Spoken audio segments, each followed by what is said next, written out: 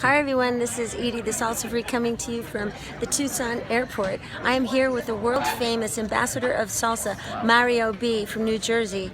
I always thought from New York, but New Jersey type thing. The only thing is the river. Anyway, check this out. He's here in the airport with us. We might get interrupted because we have to go on a flight, but I definitely want to see how this works with the airport and us. Okay, so I'm going to interview him now. Right? Wow. So, Mario. Hi. Okay, we're going to come over here. I want you to tell me, okay, what drives you in this business? Just seeing the outcome when you teach people. When they don't have that shot and they think they don't have the shot to dance, and you give them that opportunity and they can have that final product, they don't even have to say thank you. Just them enjoying themselves, having a good time, and just opening up a new door of a new social life and being able to feel more confident going out dancing. That to me is a big thank you. Because a lot, like myself, when I started, I was a big dude, really much heavier now than I am now. How much were you then? I was almost 300 pounds. Almost 300? When I first started. And that's why, if you remember, the only people who gave me a shot were the Mambo Mamas. Because it was based off of a overweight women's group, and you know, they saw a talent in me, and it's unfortunate that it's because it's a big group, but hey, a door's a door, and I opened it. And how long ago was that? Oh my God, a year. 15 years ago. So, okay, so how long have you been dancing? 18 years. And how long have you been teaching? 15. And you have your own school? Own school. Salsa Fever on 2 Dance Academy. And you have how many instructors? How many senior instructors? 6 senior instructors and 10 assistants. And a senior instructor has to be teaching for how long? They all each have a minimum of 10 years. And they follow a curriculum, a syllabus that you created? Correct. And we have a structure that we follow week to week. And we have our monthly meetings. Right. Just to make sure that, you know, everyone's on the same page, and if anybody has ideas, or, you know, we just want to cross our T's and dot our I's.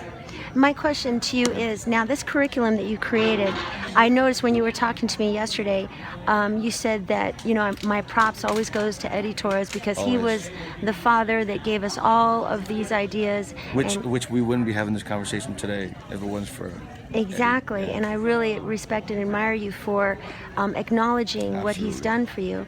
Now, as far as what you've done, you know, they call you the Ambassador of Salsa, which is amazing, and I completely agree with that. And your emceeing was off the chain, you know. And when we danced together, it was incredible. That you was have awesome. an And it's been a incredible long time lead. too. The last time we danced was in Korea. Oh my gosh! Yep. And so you've traveled the world. Yes. And you're based in New Jersey. In New Jersey. You know, there's a lot of instructors out there that, you know, they have a school, they travel, they think they're all that, but I heard that you do a lot of community events and you give a lot. Yes. Can you talk about that a little bit? Absolutely. I think it's important, especially if you have an academy in a certain city. You want to be able to represent for that city and be able to give back, especially. I was born and raised in Hoboken, and where I teach now, Jersey City, is literally, you know, a stone's throw away from Hoboken, where I grew up.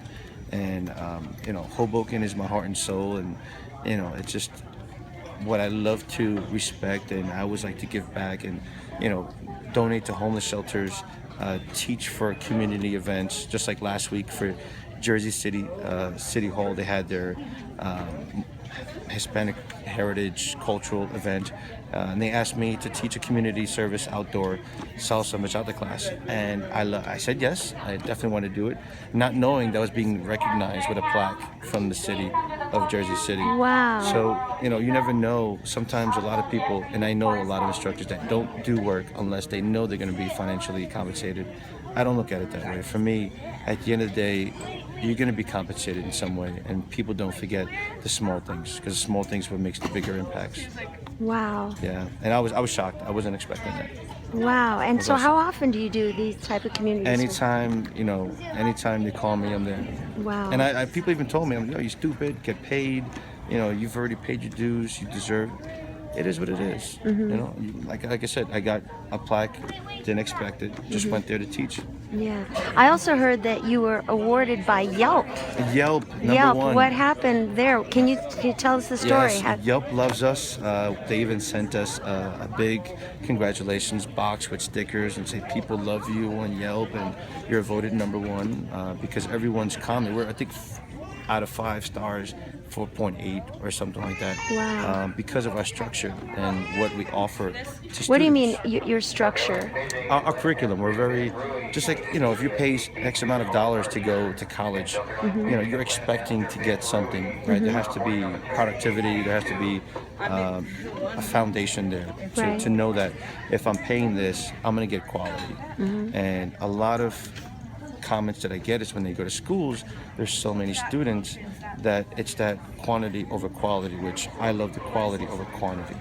And our student base is very intimate, where we can give our students that you know, that conversation that they need instead of just walking by, not noticing them. You know, we have that opportunity to say, well, you know, let's help you with this, you know, so that there's growth the following week. And if there is a concern, we can express it so we can fix it and move on. We have cycles, we have a syllabus, we have a formula that we follow, and we follow our students.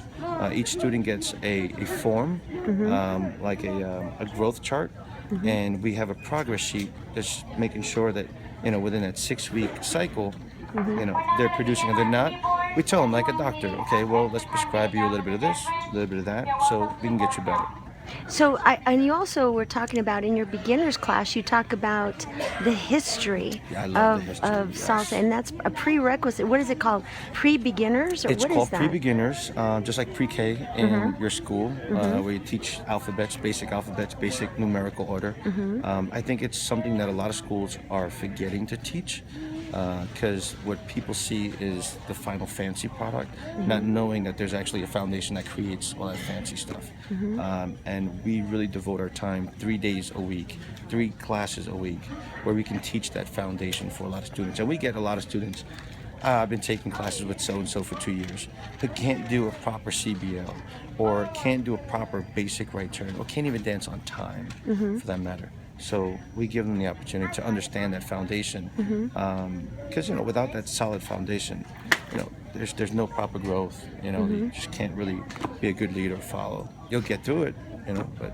So you're saying that you get students from other schools coming to your school to relearn that foundation. Yes. So you're saying other schools are only teaching moves and they're not teaching. They're just teaching patterns. Here's a pattern. If you get it, great. If you don't, thanks for coming. We're here next week. Wow. You know, for us, there's a system. There's a formula in place. And just like everything else, you wouldn't want your child starting in 8th grade. You know, there has to be a starting point. There has to be a foundation for that person to start. And I think it's only fair, and it's sad because it's not the consumer's fault, right? Because if you don't know what exists out there, you're not going to know what's good or bad. You just see a product and go for it. Like if I see a kung fu school, I don't know if it's good or bad. I just see kung fu. Unless you educate yourself, and then you know what's good and what's not. And you were telling me that you actually bring out instruments and you talk about the different instruments in the music. And that is part of the pre-beginning. Is that even before they learn their basic step? No, it's during their basic step. But like myself, Cuban and Puerto Rican, growing up hearing Latin music, but not being able to identify what instruments are. It's like so many people are like, man, I love that artist, but I don't know who sings that song. You know, so for me, it's important to know if those are the instruments that your body's moving to. Why not know where they are? Right. You know, it's just respecting the musical and the musicality part of things.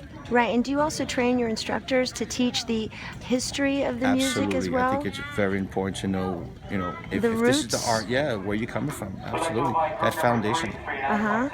And so, are you finding that the people, like for example, you get a lot of Puerto Ricans who are out from the island, and then they've been there for a couple years, and they don't even understand their own history. Do you get that a lot? Yes, my toughest client are the Latinos and the Hispanics.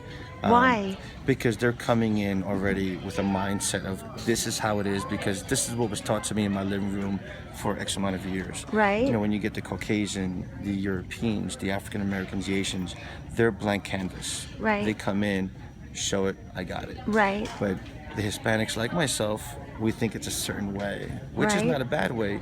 But if you want to learn a certain style, Right. you have to learn how to do it that way. Right. And it's hard after a while because, us Hispanics always think about is rhythm. If you're Latino, you automatically have rhythm. It's like saying every Asian person in the world is a black belt. Right. It's not fair to say. Not every Hispanic person has rhythm. Right. Right. There's such an emphasis on the culture in the East Coast, in New York especially, the second Puerto It's Rico. a high standard, yeah. And people have like so much, more so than any other part of the world. In New York, it's the culture, the dance, the music is all part of your culture. It's expected of you, absolutely. It's expected of Yeah, you. it's mandatory. And does that cause a problem? Well, it was one of my motivations of actually starting to take class because being Cuban and Puerto Rican, not knowing anything. Are you Cuban as well? Cuban and Puerto Rican? Yeah. My mom was Puerto Rican, my dad was Cuban. And where did they meet? They met in Hoboken, actually. They met where you are, or where you were. Yeah, where I was born and raised. So your mom was Puerto Rican. Puerto Rican, and your dad was Cuban. Yeah. Really? Yeah. And so that so growing up, what was it like growing up in Oh the? man, it's two very confident Hispanic base and always clashing, but it's a great combination. I mean, Puerto Rico has awesome roots and Cuba has awesome roots, and just putting those two together, I'm grateful. Really? I couldn't ask to be any other race. Wow. And so growing up, you obviously speak Spanish and. Yes, it wasn't my first language, but obviously being in the household where it's spoken all the time. Right. Yeah. Right, and so you learned that. That's awesome. Are they still around today? They've passed already. Oh, they've passed yeah, already, but yeah. I'm continuing the legacy for them. Yeah, that's awesome. So when you were first starting and you had this weight problem, you were how much more? Pounds. So you were 200 or 150 more than you are now or something like that? I am now 255. Wow. And so you were like, did you find that was an issue when you first started? It's an issue on many levels because when I started back in the 90s, it was more stereotypical. You had to play the role of a Latino, you had to look like Latino, and it's a stereotype of living. The first thing is we see and we judge by what we see. Right. And if you don't look like this, or like, we don't have too much confidence in this big guy, because dance it's a sport. You have to move, and if you're bigger, you have a little bit more of a challenge distributing that weight. So you're not really well received, but that's why I say don't judge a book by its cover. You have a lot of muscle because you do not look 255 at all. Yes, I'm 255. Yes, I saw him with your not with his shirt off. He had this thing, okay, but it My was tank like top. here's tank top. Yeah. If I had my shirt off, people he would had be some blind. muscles going on. Yeah, Okay, some muzzles. Yes, and so it was. Yeah, obviously muscle weighs a lot more than fat. Yeah. So that's true. That's awesome. And so, I lost a lot of weight as well. I lost 50 pounds. You look awesome. And I was able to keep most of it off. But it's amazing how this dance can completely change you. It's a major transformation for many reasons. Just social life, confidence. Oh, that's me. Oh, is that you? That's my flight. Yeah. Oh, okay. Well, listen. Yeah, I gotta go, love. All right, Mario, you Give me a take kiss. care. Thank you.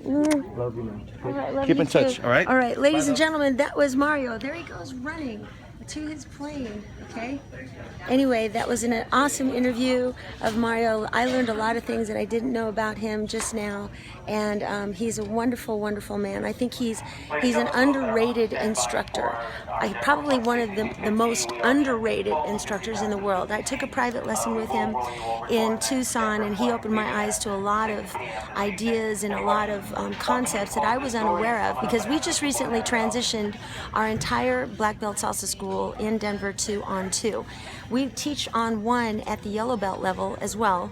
We teach both On 1 and On 2, but transitioning beginners to On 2, you can still, if you go from On 1 to On 2, there's not that New York swag thing that we were missing, and that was primarily one of the reasons why I wanted to talk to him and others who were here at the Tucson Congress, you know, I love to establish or to teach that type of New York thing that the guys do out there, you know, to my students, because I think it's cool.